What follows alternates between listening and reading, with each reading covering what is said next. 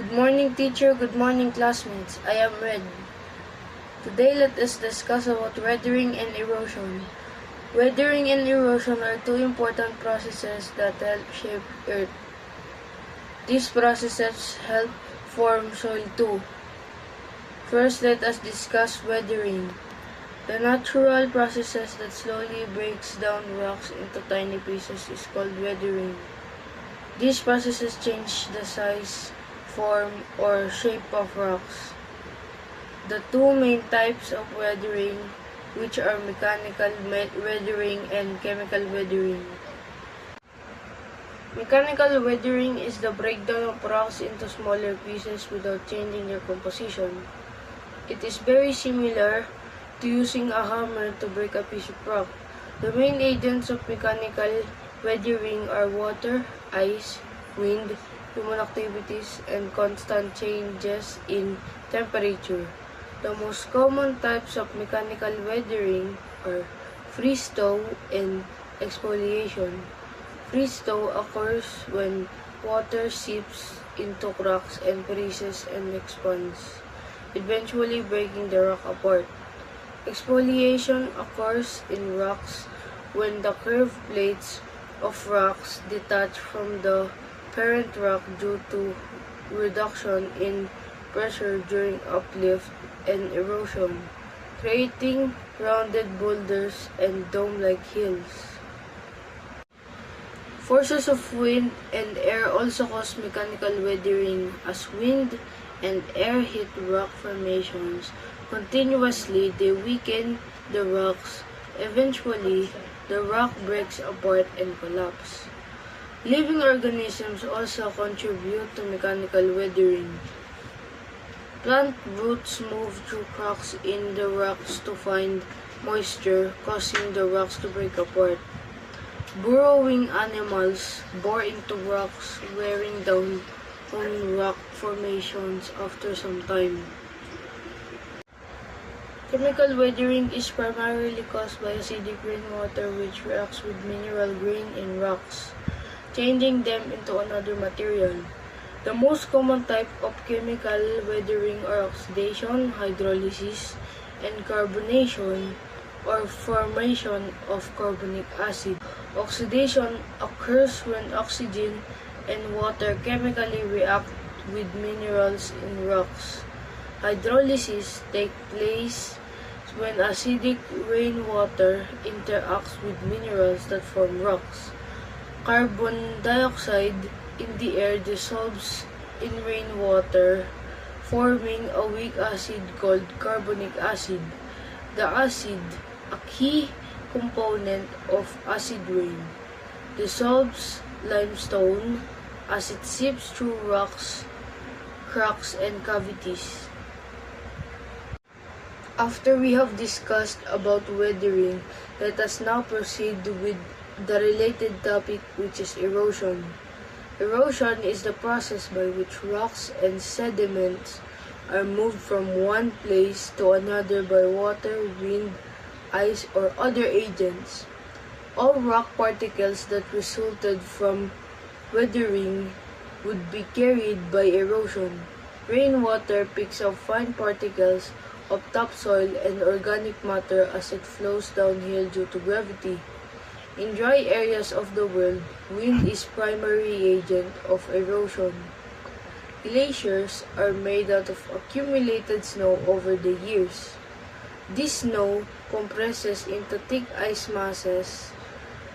When an ice mass becomes too heavy, it begins to move. Impacts of weathering and erosion. Weathering and erosion may have positive and negative effects on people and the environment. Positive impacts.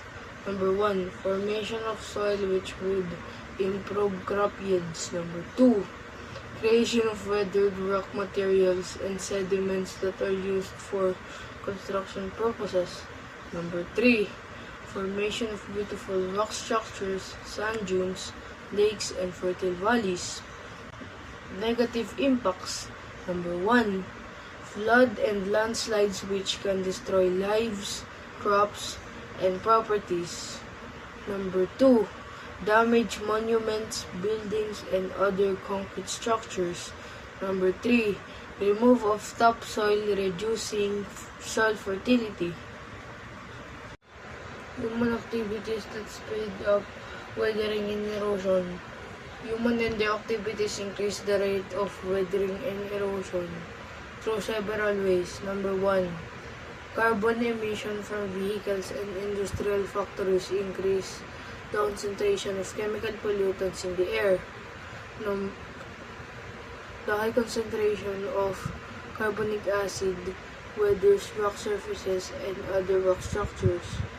Number 2, urban development, land clearing, other overcultivation, overgrazing, and deforestation expose rock and soil to weathering and erosion. Number 3, mining and quarrying destroy rocks. They also expose rock to surfaces, weathering agents. Number 4, recreational activities such as hiking, camping, and riding all-terrain vehicles speed up weathering and erosion too. Let us now proceed to discuss about the composition of soil. Soil generally refers to the Earth's loose surface. It holds essential nutrients, water, and minerals that support plant growth and provide habitats for animals. Earth's surface is made out of rocks and is covered by a thin layer of soil. The layer of soil is composed of both organic and inorganic materials. It may contain manure, dead or rotten leaves, and animal remains. Soil contains humus, a dark organic matter formed when organisms or their parts decay through the action of microorganisms. Darker soil has more organic matter than lighter soil. The organic materials in the soil consist of minerals, rocks, water, and air. Soil horizons. Soil has layers called horizons. Not all layers are found in every inch of soil. The O horizon, or the organic layer, is made of fresh to partially decomposed organic matter such as leaves and plant residues, with very few minerals present. The A horizon, or the topsoil, is the most fertile layer, where many plants grow and numerous living organisms thrive due to its high content of decomposed organic matter and nutrients.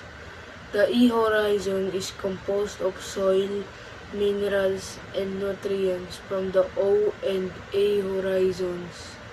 It is the most common in forested areas and has low clay content. The B horizon, known as the subsoil, is the silt layer which contains more minerals but less humus. It contains all the gathered materials leached from the topsoil, including minerals. The C horizon, or parent material, is made of partially broken down bedrock from which the soil is formed, and few unweathered materials such as quartz, feldspar, and mica, with very few living organisms. The R horizon, or bedrock, is a solid layer of rocks such as granite, basalt, and limestone. The bedrock contains minerals that influence soil information. Factors that affect soil formation. Here are the factors that affect soil formation. Climate. Climate describes the amount of rainfall and the temperature in a given place. Topography and location. Topography refers to the shape and Earth's surface. The shape and location of the landscape influence the amount of water that flows into or off the soil. Time. Soil takes a lot of time to develop from rocks. depending on the forces of weathering acting on rocks. It can take 1,000 years to form an inch of soil. Parent material. The parent material is the material from which the soil develops. It is either solid rock or sediment. Living organisms. People, animal, and plants contribute to the rapid formation of soil. Burrowing animals dig holes, earthworms loosen up the soil, and the root of plants crack big boulders rock open. That's the end of my report about weathering and erosion. Thank you for listening.